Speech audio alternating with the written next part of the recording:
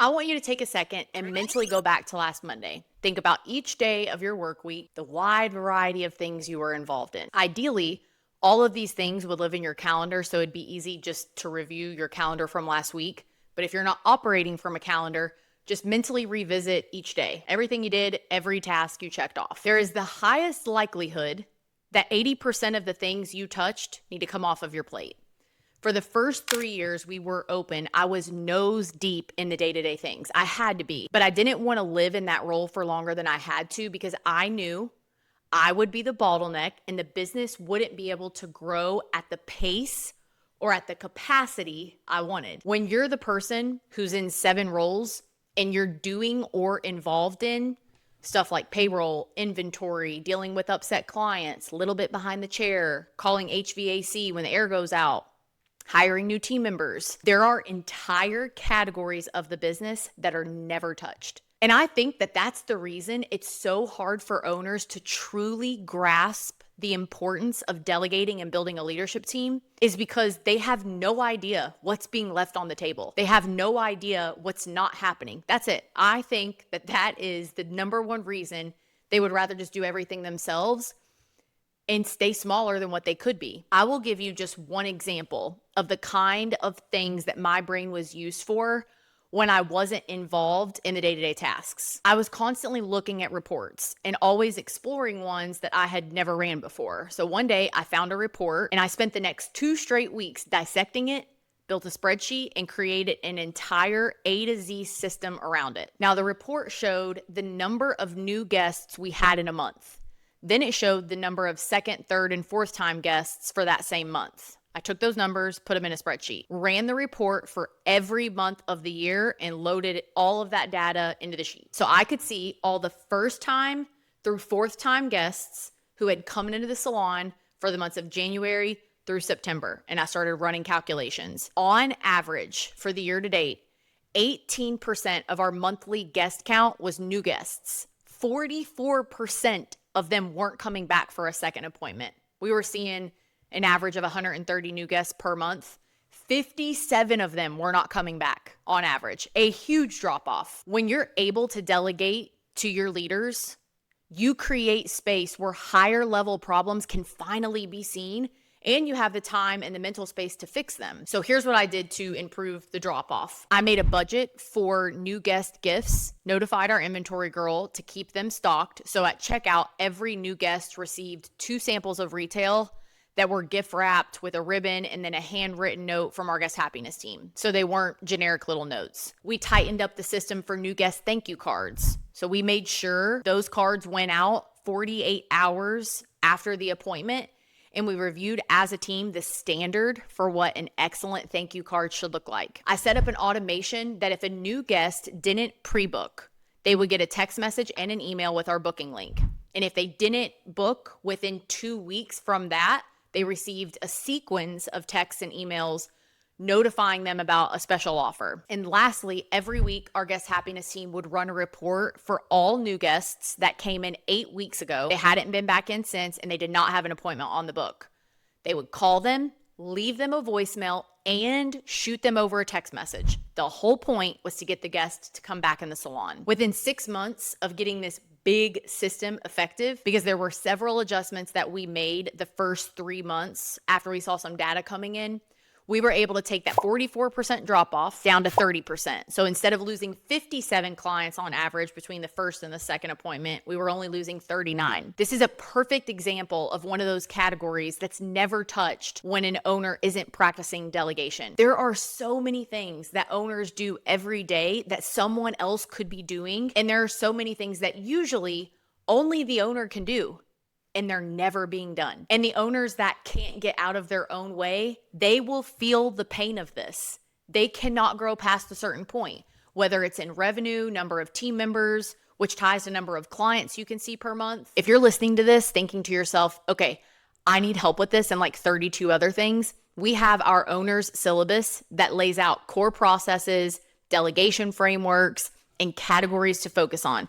This thing took like a month to create and it's packed with clarity. You can click the link below the description to download it for free. Now, this might make you feel better. You may not think that you delegate anything, but you probably do. If you have anyone that's on the front desk and they come in and they turn on the computer or they start coffee, you're delegating something. If you have assistants and they greet guests or they do the shampoo ritual, you're delegating. And we want to continue down that path, sister. More than likely, you think you can do it faster. You're worried that if you hand it off, it either won't get done or it won't get done right. Or maybe you feel like you don't have anyone to delegate to. This keeps you busy, but it also keeps you blind to the things that are not being touched at all. And this is something you got to learn. And you got to start now, right now, because if not, you're just willingly delaying progress. So I'm going to start with some unique tips around delegation, and then I'm going to give you a roadmap. Even if you feel like you don't have anyone, or maybe you're literally a one-man show, you can start with a VA. They're affordable and they can work with what you need, even if that's only like 5 hours a week. The first tip to strong delegation is it's built by design. It is not something that you take off your plate and put on someone else's. It's also not something that you have to wait to find the perfect person to delegate to. Whether you're starting from ground zero and don't have anyone, or you've got people to choose from, it doesn't matter. To start delegating day to day, you need clear, repeatable tasks that are written down because anyone can follow those. This dramatically reduces any lack of trust with something not being done or being messed up. When it's delivered to them with step-by-step instructions, it is a lot easier for you to let it go and for them to get it done. Plus, if they quit or they get promoted, it's easy as cake to have someone else take over because everything is written out. The second tip, think about delegating to a role, not necessarily to a person, if that helps you think that way. Even if it's the same human wearing multiple hats, instead of thinking, who could do this, think, what role should own this? Is it the guest happiness team? Is it an assistant? Is it something you can't quite delegate yet, but it would be for a manager when you go to hire for that role or train for it internally? Perfect example. I'm doing this right now. We're going to hire for an operations role, and there are things that I'm just not going to do right now, but they do need to be done. There are things that Sam, our director of operations, and Aaron, director of student success, they do not have the capacity to do right now. So I have a running list of tasks that's going to be assigned to this role. I don't know who this person is, but I am building a container with structure before I even fill the role. Third tip, don't just think about delegating tasks, think about delegating thinking. This is how your leadership evolves and it makes your standard better. So the other day, I collected some reviews and put them together for our website. This is something I should not be doing. So I added it to that list of tasks for the role that we're going to hire for. And I let Sam know that I pulled some reviews. So she went in and collected some new ones. Now I circled back a few days later on the website and saw one of the reviews that she had uploaded, and it was long. So I cut it down and just used the last half of the review, which is where the meat was. I took a screenshot of my finalized review and then a screenshot of the original review that she had uploaded. And then I explained my thinking and how they were different. Now, because of that, she now has a standard for what reviews should look like when we go to market them. And moving forward, she'll nail it. Fourth tip, delegate research. I do this every single week. If you're thinking about getting new computers for the salon, delegate the research. If you're looking to bring on Vish to minimize your color waste, have someone else do the research on what it's about, how it works, how much it is. This is a huge time saver. Now, if you're liking this episode so far, hit the like button for me, followed by the subscribe button, and I really appreciate it. Now, what's a roadmap to effectively delegate? You start off with preparation. Think about something you need to delegate. It could be payroll. It could be professional inventory, retail inventory, house inventory. It could be coming up with and designing quarterly promotions for the salon. If you don't have a template for doing the thing, you need to make one. And the easiest way to do this is when you sit down to actually run payroll, do inventory, or create the promotions, you're going to write out step-by-step instructions in a Google Doc, where to click, what to type in, all of it. You are going to thank yourself big time when you start chipping away at these one at a time. Just last week, I did this. I was setting up a flow in ManyChat. That is the platform that's used for social media when you comment a keyword on a post and they send you something automatically in the DMs. There's a whole workflow that happens behind the scenes. So when I was setting up a new workflow, I typed out all 28 steps because the operations person that we hire is going to be doing this. Now, there are probably things that you would like to delegate and they don't really have step-by-step instructions, like creating quarterly promotions for the salon. So in that case, you would create a template that has a framework with guidance for them.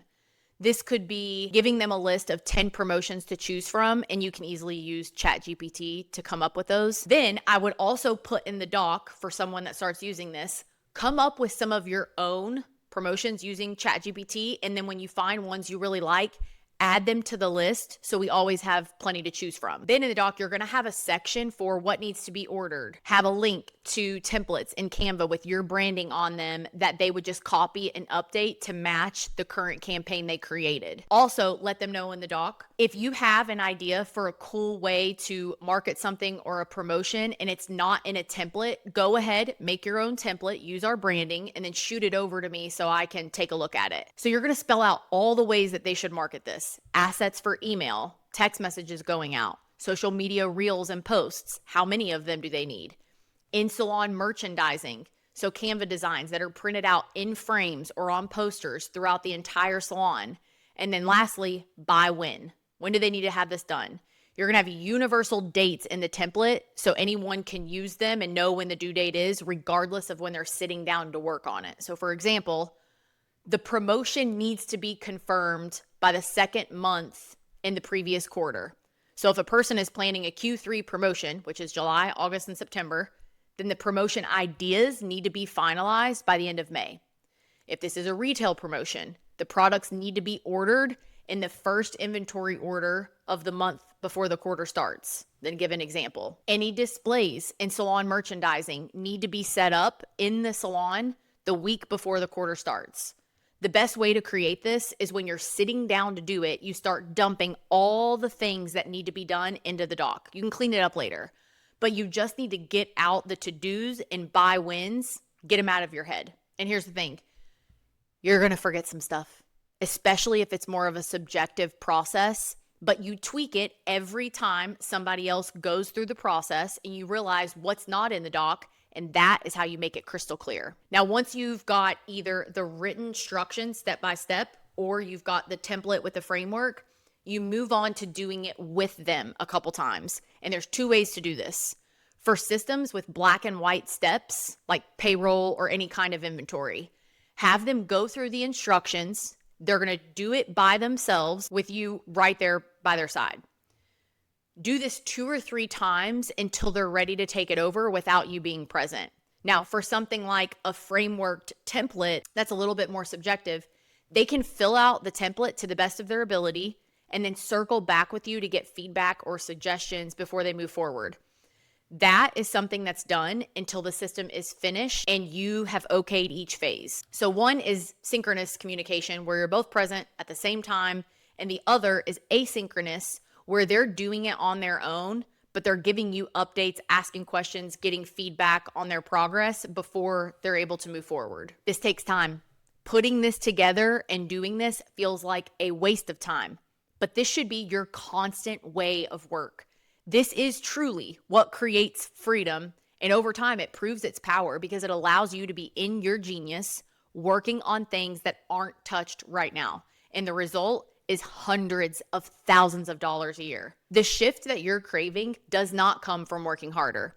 It comes from learning how to lead, delegate, and design a business that does not depend on your every decision. Now, the link to our 20-page syllabus checklist is in the description below, and inside you'll see the next step for real implementation and support if you don't want to duct tape it all together on your own. So until next time, go out and positively impact people.